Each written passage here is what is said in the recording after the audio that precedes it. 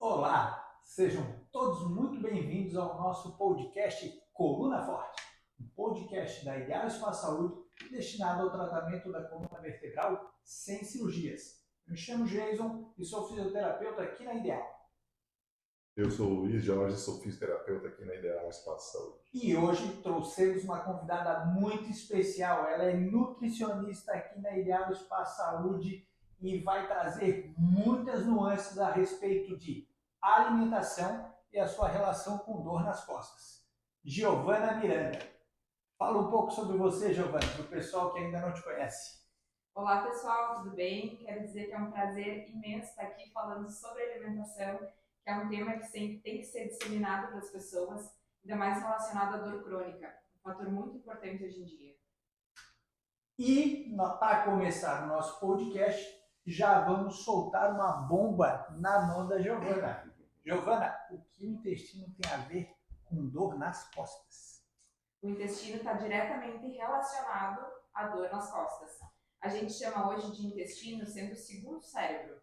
Eles têm um eixo muito complexo e a gente precisa tratar dele, cuidar através da alimentação, uso de suplementos e uma série de outras coisas que vai vir ao longo dessa conversa. E como é que tu vê a importância do intestino, Luiz, no tratamento dos pacientes com dor lombar lá no dia a dia, seus atendimentos em osteopatia? O paciente com dor lombar baixa, né? Aquela dor aqui, né? Logo acima do bumbum ali, essa é a dor lombar. Paciente com dor lombar crônica, o que é crônica? Mais de 6 meses. De cada 10, pelo menos 9 vão ter alguma alteração no intestino. E se ele não tem uma alteração recente, ele teve um histórico de alteração. Então, algumas vezes tu pega um paciente que ele já não tem mais, né? Seja prisão de ventre, seja um intestino irritado, seja excesso de formação de gases. Às vezes ele não tem isso no momento, mas ele já teve e essa memória influencia. E o tratamento, né? Se às vezes ele já tratou com a nutrição e regularizou, a dor ameniza. Mas o tratamento conjunto da nutrição mais a fisioterapia vai gerar os resultados mais importantes. Então quer dizer que esse inchaço, essa distensão abdominal, segundo tu diz aí, ele pode estar influenciando diretamente nas dores de coluna. Sim, pelo menos por 3 vias, né? Eu sempre digo, existe uma via que a gente pensa lá no intestino, é o intestino que o mesmo nervinho que vai para o intestino vai para as costas, então o intestino está doendo, vai doer as costas, né? A gente tem uma alteração de postura, que é o quê? O cara está com o abdômen distendido, o centro de gravidade dele vai para frente, ele não vai andar aqui olhando para baixo, o que ele faz? A musculatura contrai e ele acaba tendo essa dor nas costas. E a combinação desses dois. E aí quando a gente fala então nesse caso de distensão abdominal, aonde que entra a nutrição propriamente dita, Ju? Certo, Jason. Então, quando o paciente chega com essas queixas no consultório, a gente faz uma anamnese, né, de sinais e sintomas. Então, se a pessoa tem inchaço, gases, dor abdominal, como é que tá o cocô, né? A gente tem que olhar, a gente tem que saber se tá bolinha, se tá aquela bananinha madura, que é o mais importante, né? E quando a pessoa tem essas queixas, a gente associa a uma disbiose intestinal, que é uma alteração da microbiota. E o que ocasiona isso, né? Essa é a pergunta. Então, a má alimentação, ela pode proliferar mais bactérias gram-negativas e elas produzem LPS. Esses LPS, se a gente não está com as barreiras de proteção do intestino intactas, elas vão, né, se translocar para a corrente sanguínea. E isso vai gerando um sistema, né, que é uma inflamação sistêmica de todo o organismo, né, e aí vai gerando essas dores mais ainda. Mas explica para nós o que é LPS. São lipopolissacarídeos, né? Eles são produzidos por essas bactérias gram-negativas. Uma muito que a gente conhece é a tal da Escherichia coli, né? Que é a bactéria que causa a infecção urinária. Então, esses LPS, eles são liberados por essas bactérias gram-negativas e aí se essas barreiras de proteção não estão boas, né? Se eu não tenho um muco intestinal suficiente ali, se eu tenho uma alteração da permeabilidade de membrana também, né? Esses LPS, eles passam na corrente sanguínea e aí eles vão circular pela corrente sanguínea e vão gerar um processo inflamatório sistêmico maior ainda. Deixa eu ver se eu entendi. Opa, fala. Para traduzir, então, o intestino é como se fosse uma peneira. Isso. a gente joga lá algumas substâncias, elas devem passar e ser absorvidas Sim. pela corrente sanguínea, outras não deveriam passar e daí serem excretadas, Exato. jogado fora.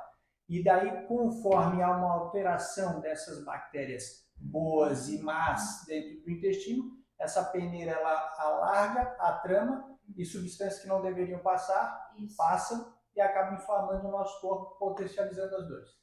Resumindo, é isso mesmo. E ali, por isso que essas barreiras elas têm que estar intactas, né? O muco intestinal, por exemplo, é produzido por bactérias boas. Então eu tenho que ter um equilíbrio entre as bactérias boas e as ruins. Eu também preciso ter bactérias ruins, né? Essa comunidade, essa colônia de bactérias, elas têm que estar iguais.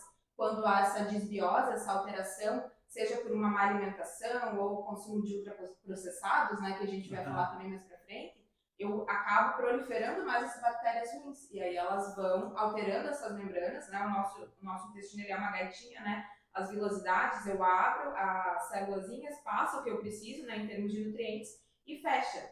E ali também a gente tem a nossa imunidade inata, né? A gente já nasce com a nossa imunidade inata no intestino, e isso também vai alterando. Por isso que muitas vezes, se eu tenho também uma imunidade baixa, é o intestino que está prejudicando isso. Então tem essa relação com dor, tem relação com a questão da imunidade.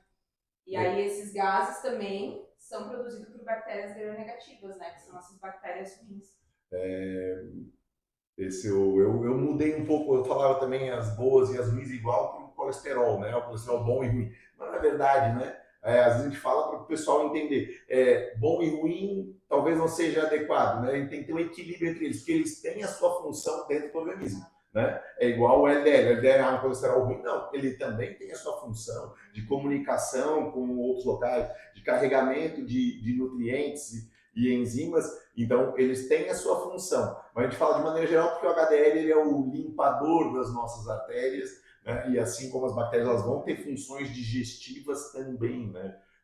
O bom e o ruim aí, senão a gente fica pensando, só o bom. Não. Existe um equilíbrio entre eles que vai trazer para nós os resultados aí que desejamos, né? Tanto com a nutrição, quanto nutrição no caso do intestino, como a gente estava falando, quanto na parte de colesterol e equilíbrio aí do nosso corpo, né? Então a desbiose é isso. É o desequilíbrio entre as bactérias que são positivas e as que são negativas ali, mas que elas precisam estar em equilíbrio para manter a harmonia. Né? Exatamente. É como na natureza, né? Se não tem um predador ali, a gente caça um determinado predador, a presa ela se prolifera e pode virar uma ameaça para o equilíbrio do sistema. Isso. Basicamente isso. Outra coisa, só fazendo um adendo, outra coisa que também prolifera bactéria negativa é a constipação. A gente recebe muitos pacientes, né, que eu fico uma semana sem fazer cocô, eu fico 3 dias, 4. Isso não é bom, não é saudável. A gente precisa evacuar todos os dias. Essa constipação, além de gerar gases, né, faz com que esse bolo fecal fique parado ali também e piore ainda mais a produção de gases e essas bactérias gram-negativas. Então, ter uma saúde intestinal, como eu falei, olhar as fezes, saber como é que se boia, se não boia, tudo é importante dentro da questão do intestino relacionado à alimentação. Essa era a minha próxima pergunta para a Giovana, né? A relação da constipação com os problemas, com as dores de coluna. E como é que tu vê isso no teu dia a dia no consultório, Luiz? Pacientes constipados, como é que fica essa relação de dor nas costas e possibilidade até de dores radiadas ao longo do membro inferior? Sim. Isso é muito comum, né? Se a gente pegar ali, se a gente for falar anatomicamente, a parte final do intestino ali, a gente tem uma bolsinha bem no canto esquerdo aqui do abdômen. E essa bolsinha, quando a pessoa tem constipação, ela começa a aumentar de volume. Logo embaixo dela passa um nervinho e passa também um músculo grande, que esse é famoso até várias pessoas devem ter ouvido falar já, e quem trata a coluna normalmente já ouviu falar. E esse pessoas, muitas vezes esse bolo fecal, algumas vezes ele esmaga essa região e a pessoa tem dor irradiada na perna. E não é incomum o relato que é o seguinte, quando eu vou no banheiro, alivia. Quando eu faço cocô, alivia. Se eu estou sentado, eu dou uma puxadinha para cima da barriga, alivia. Então esses são bem sintomas de quando isso está influenciando, né? uma das coisas que eu sempre questiono, como a Giovana também estava falando ali, é essa coisa do sistema imunológico, né? Paciente que tem sinusite repetida, quadro infeccioso repetido, porque algumas vezes ele até tem um intestino que funciona relativamente bem, né? Ele consegue ir ao banheiro, não tem muito episódio de diarreia, mas ele tem um sistema imunológico deprimido. E muitas vezes é por causa do intestino aí que ele acaba tendo aí essa desbiose, né? Além disso, o que eu ia falar? Você falou ali do intestino preso, o que eu vi? A tua relação lá no dia a dia. E também vejo, até queria discutir um pouquinho isso com a Giovana, que os pacientes com intestino irritado também acontece isso, né? Quem considera normal, tem um pouco de dificuldade nisso. Quando eu vejo os pacientes, tem pacientes que vão 3 vezes ao banheiro ao dia.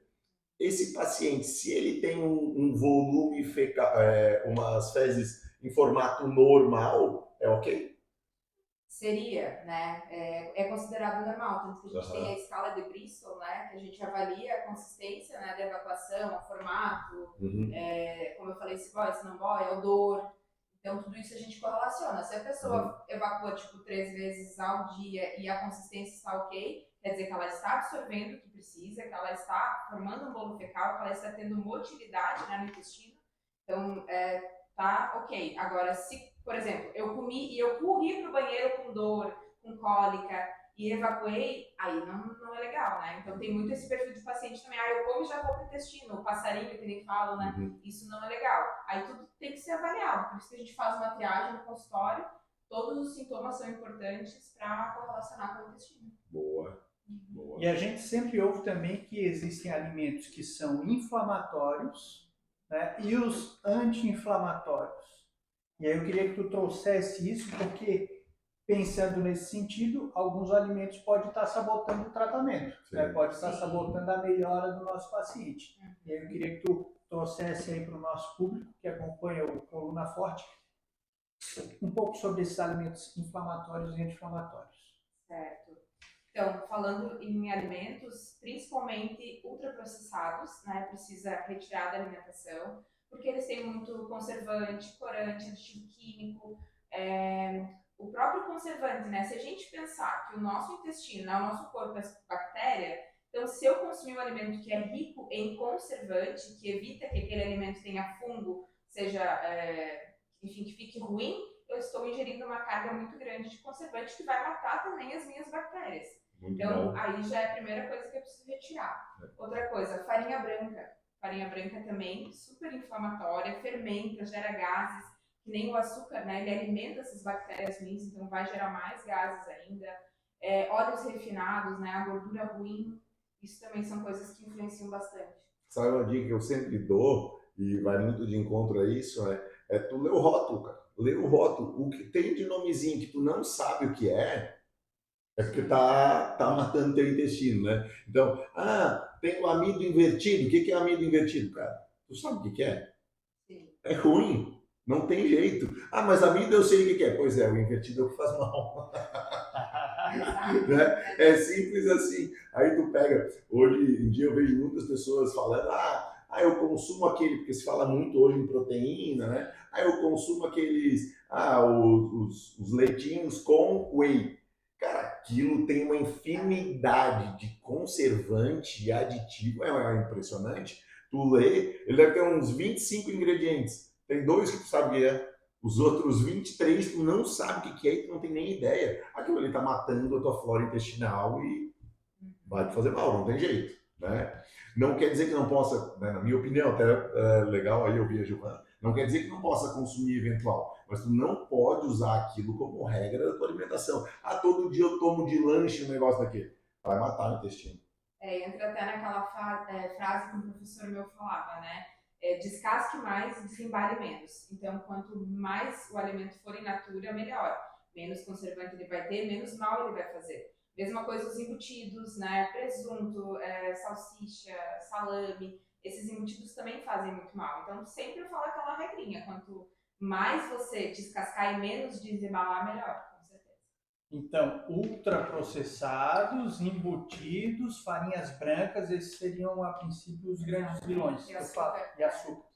Tu falou em Inflamação sistêmica, tu pode falar um pouco para o nosso público o que seria essa inflamação sistêmica? O Luiz falou um pouco das rinites, das sinusites, Sim. das dores de coluna, e o que seria essa inflamação sistêmica? Então, vou tentar não ser muito técnica, isso. Então, esses LPS que a gente estava falando, eles vão se translocar para a corrente sanguínea e eles têm aderência a um receptor chamado TOR-like receptor.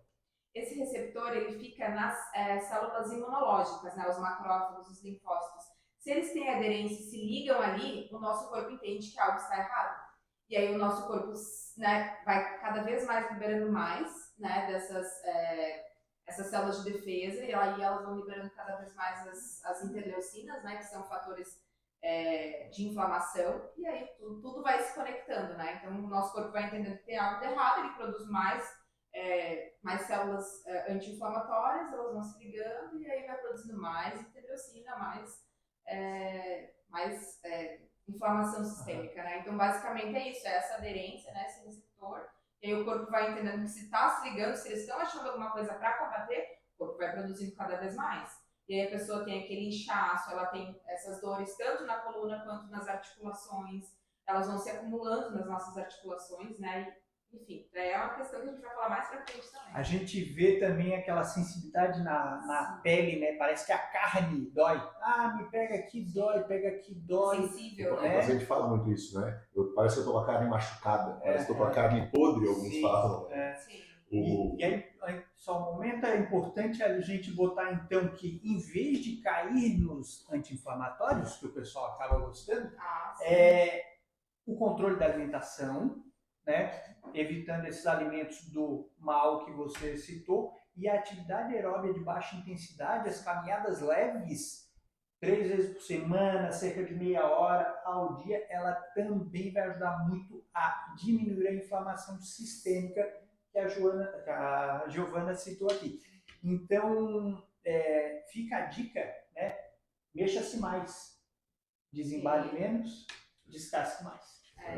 E isso melhora também a motilidade, né? O exercício. Motilidade o quadripé que agora o Luiz fala, né? Então o exercício ele vai ajudar, precisa ser o conjunto de fatores, né? A água também. Então a gente precisa de todos esses fatores para ter uma saúde intestinal. É um ciclo, né? Lembrando que isso tudo aí a gente consegue medir na corrente sanguínea, né? A gente consegue medir marcadores inflamatórios lá, o ácido úrico, ferritina, proteína C reativa, né? A gente tem uma série de marcadores inflamatórios que a gente pode ver como é que está esse sistema.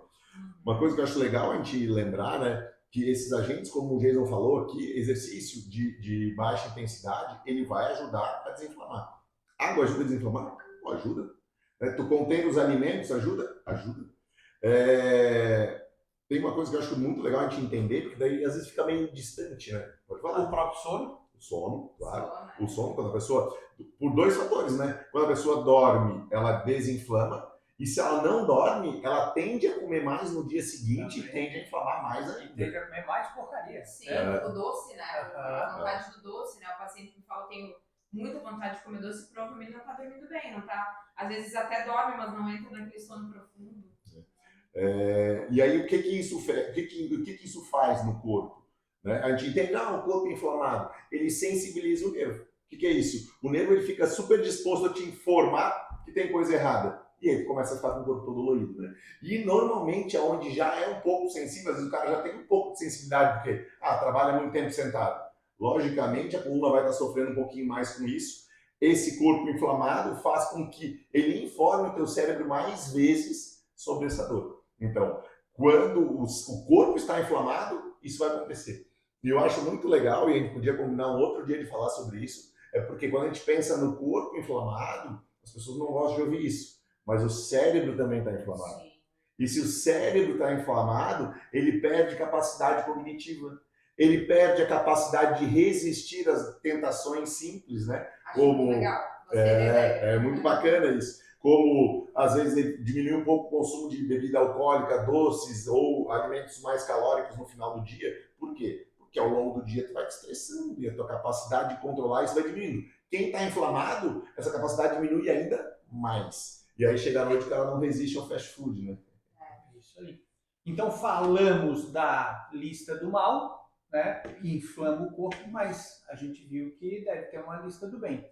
Assim como a gente tem as bactérias boas e as más lá no intestino, a gente tem os alimentos maus e os alimentos bons. Aí vamos aos alimentos bons. O que ajuda a desinflamar o nosso corpo? Sim, então a primeira parte é isso. A gente faz essa triagem, né, retira o que tem de ruim e aí começa a recolocar. Recolocar coisas boas. Hoje eu falo que o meu papel é muito mais colocando coisas que as pessoas têm medo de comer hoje em dia, né? Ah, eu não como mais carboidrato, eu não como proteína, ah, porque a salada tem agrotóxico, porque a fruta... Mas ainda assim, né, o papel da gente é introduzir coisas boas.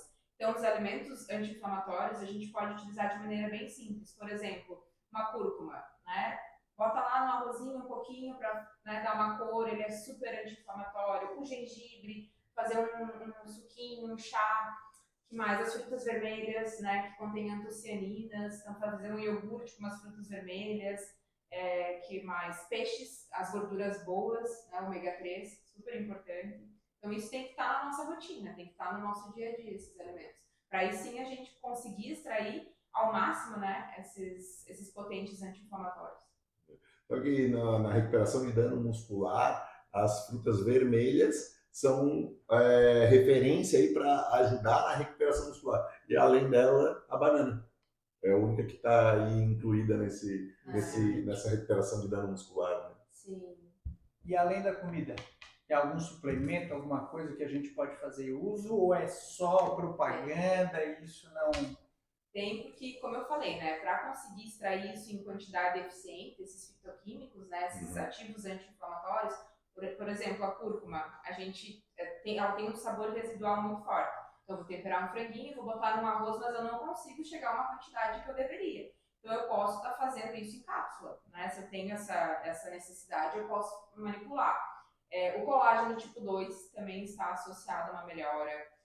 Os probióticos, que são as bactérias boas, né, as bactérias gram-positivas, os prebióticos, que são as fibras que alimentam essas bactérias, o magnésio também super importante para o intestino. Basicamente é isso que a gente acaba suplementando, né? Então usar disso vai fazer com que se tenha, se potencializar, né, a quantidade desses ativos anti-inflamatórios, mas na comida também é importante. Que nada melhor do que a comida, né, para ter esse efeito. Tá, tu falou ali em probióticos, que é o que o pessoal costuma ouvir bastante, né? Os probióticos e esses prebióticos, tu falou dessas fibras. Você pode dar alguns exemplos de alimentos que seriam os prebióticos para o nosso público? Chicória. Chicória é riquíssima em prebiótico. Todas as folhas verdes escuras, né? Tudo que tem fibra, basicamente, é prebiótico, né? Que mais? A aveia também tem a casca da maçã, a pectina, né? A banana que você falou, a biomassa da banana verde, maravilhoso. Então é um alimento que também traz esse benefício.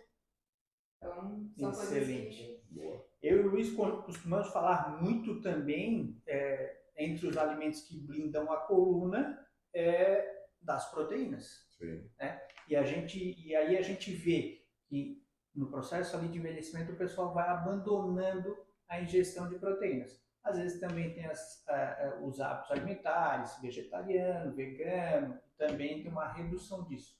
Como é que a gente pode ajudar esses pacientes que têm dificuldade de introduzir mais proteína na sua dieta? Por exemplo, o uso de o colágeno em si, né, é uma proteína que ela tem uma digestibilidade mais facilitada. Então, introduzir, por exemplo, um suplemento proteico ajuda. Então, você pode, por exemplo, pega um iogurte que vai ter, principalmente se o iogurte for integral, ele tem butirato, ele tem gordura que produz butirato, que é uma fibra que também ajuda muito no funcionamento do intestino. Bota a fruta vermelha e bota um pouquinho do colágeno, ou então um whey protein, ou uma proteína vegetal, que a gente tem hoje vários tipos também no mercado. Ali você já tem um combo que vai, né, tratar o teu intestino, a tua dor, vai ajudar bastante. Então, hoje tem as proteínas que a gente pode estar acrescentando na alimentação, na preparação. Vou fazer um bolinho, vou fazer uma panqueca, você pode estar adicionando essa proteína. E para quem tem o intestino mais irritado, essas proteínas de mais difícil, mais fácil digestibilidade, são melhores, né? Porque o whey, a proteína do colágeno, a proteína vegetal, elas já estão mais facilitadas de serem digeridas e absorvidas. Então facilita também. Boa.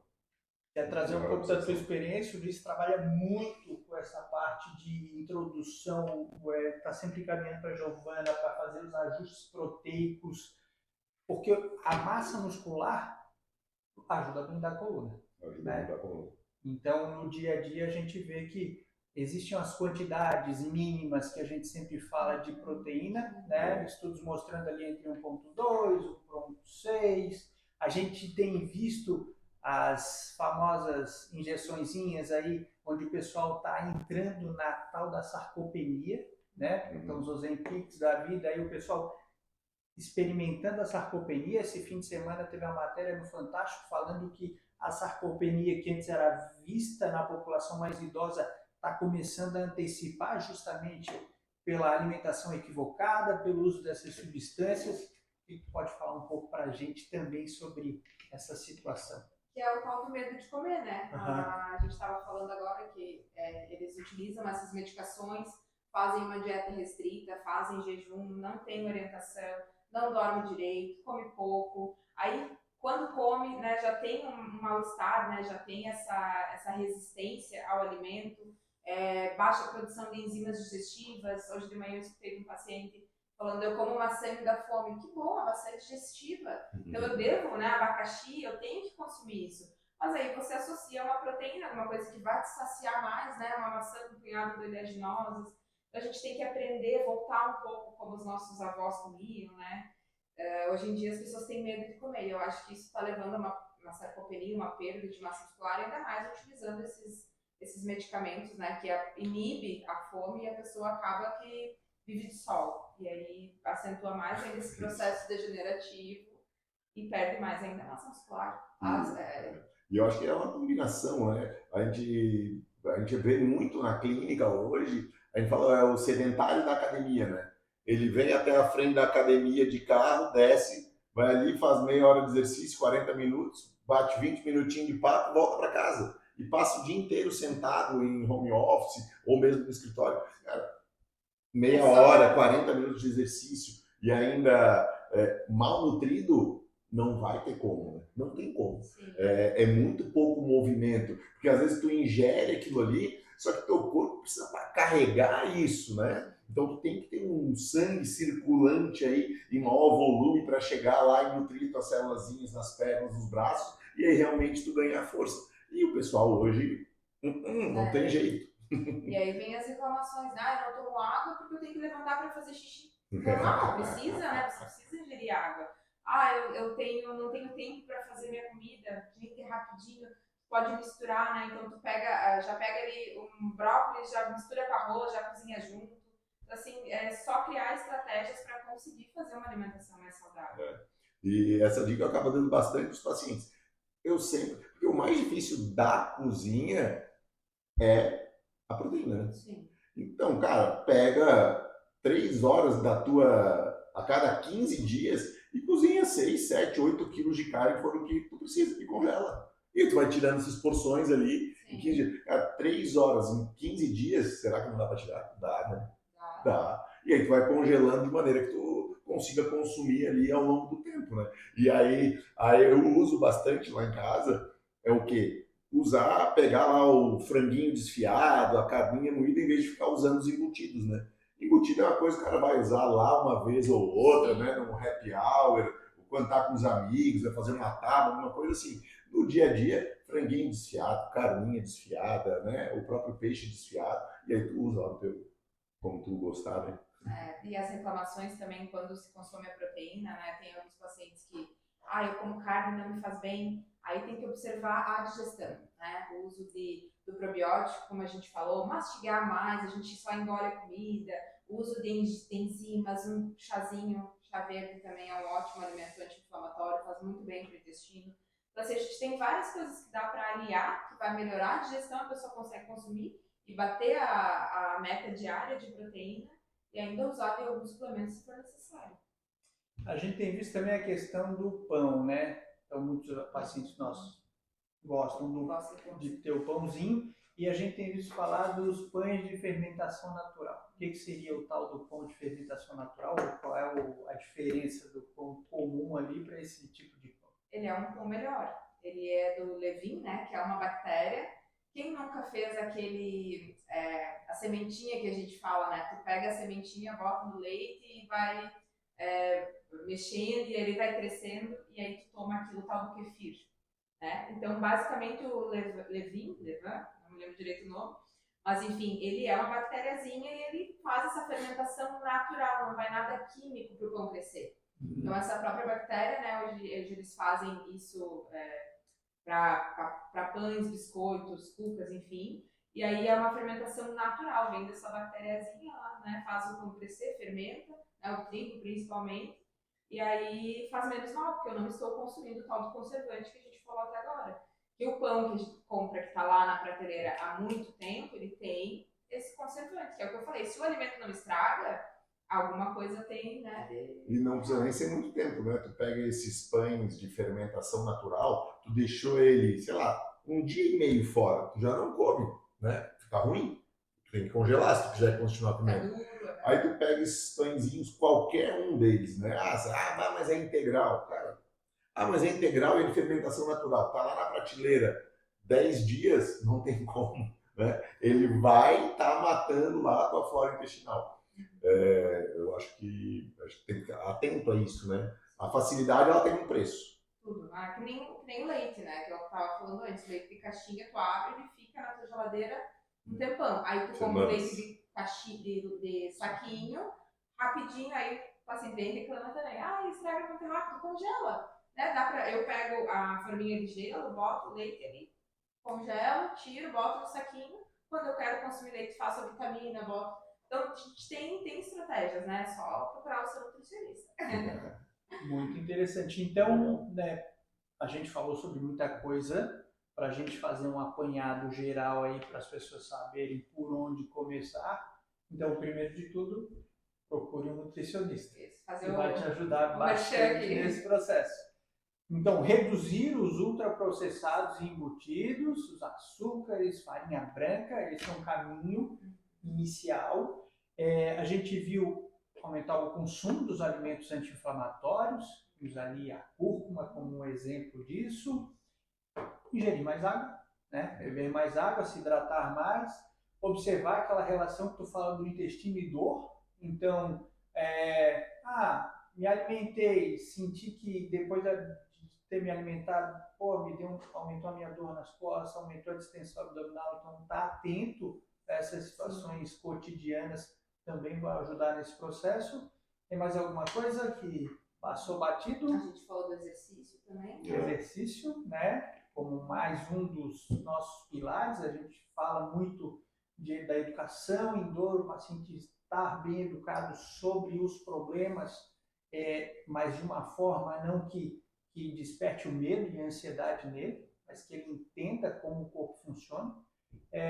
O exercício físico, a saúde mental, né, o trabalho ali com relação à ansiedade, estresse, o sono e a alimentação.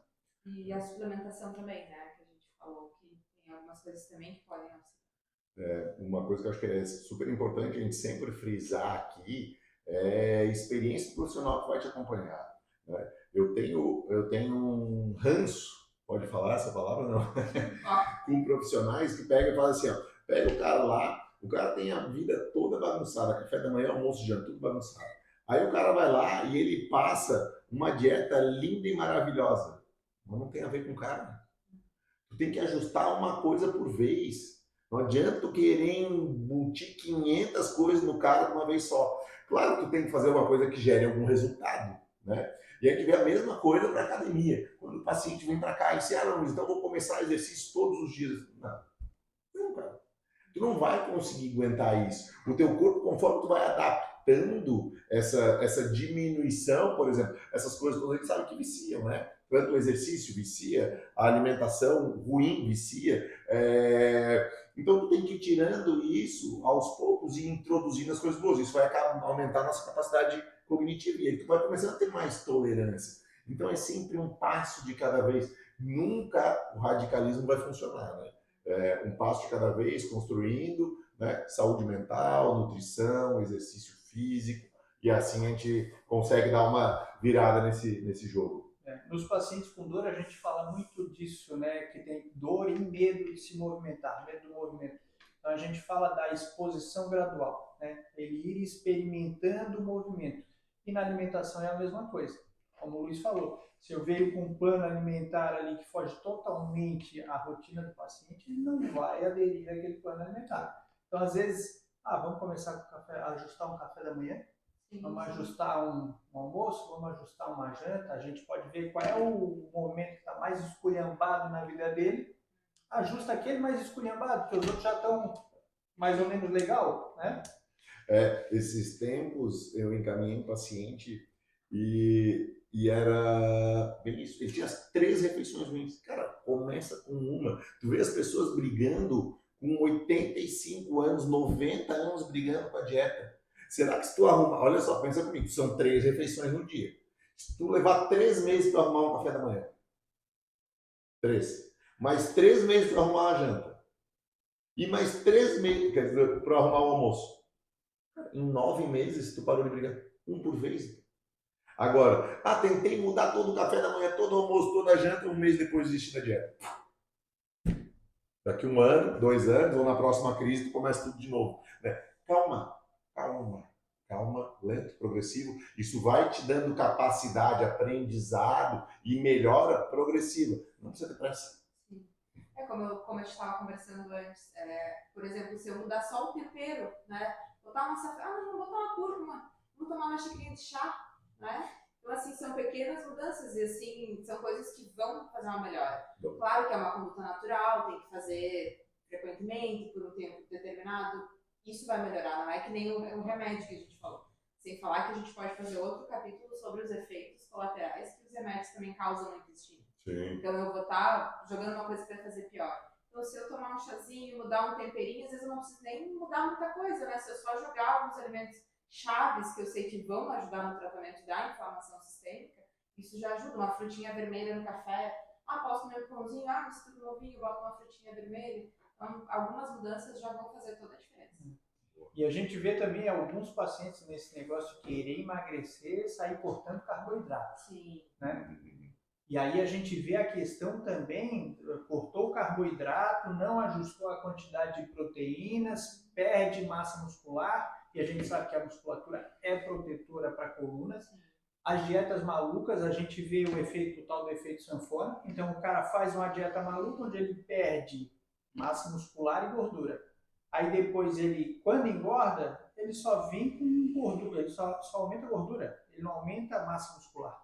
E aí cada vez que ele faz uma dieta maluca, ele joga a musculatura mais para baixo, o percentual de gordura, a composição corporal cada vez piora mais, e aí ele está carregando mais peso, com menos músculo, sobrecarregando assim também a coluna. Estimulando mais o processo inflamatório, liberando mais cortisol, estressando o organismo, né? Porque esses momentos, né, de restrição calórica e depois a exposição, isso tudo é estresse. O Luiz falou semana passada do que é o estresse, não só o estresse mental, mas de todas essas reações que a gente provoca em cima do nosso corpo, gerando maior sensibilização aí de todos os nervos e trazendo mais dor. Ficamos por aqui? Boa. Queria agradecer enormemente a presença da nossa nutricionista, né? Nós temos uma nutricionista para chamar de nossa, Giovana Miranda. Vamos deixar engatilhados outros podcasts aí. A gente falou da interferência da medicação na saúde intestinal. Qual foi o outro ponto que a gente levantou também? Saúde mental, né? Saúde mental e nutrição. Exatamente. Certo? Muito bom. Então ficamos por aqui. Agradecemos a presença de todos no nosso podcast Coluna Forte, um podcast da Ideal Espaço Saúde destinado ao tratamento da coluna vertebral sem cirurgias. Se precisar de um acompanhamento nutricional de qualidade, que esteja alinhado com o pessoal da fisioterapia, a Ideal Espaço Saúde é o lugar para você. Se tiver alguém que está precisando entender um pouco mais sobre alimentação e dor nas costas, encaminhe esse vídeo aí para algum conhecido seu e, se possível, também reassista, porque sempre passa alguma coisa batido aí durante o podcast. Isso é bom ouvir de vez em quando, né? Isso é Só acrescenta. Reforçar. Valeu, um grande abraço e até a próxima.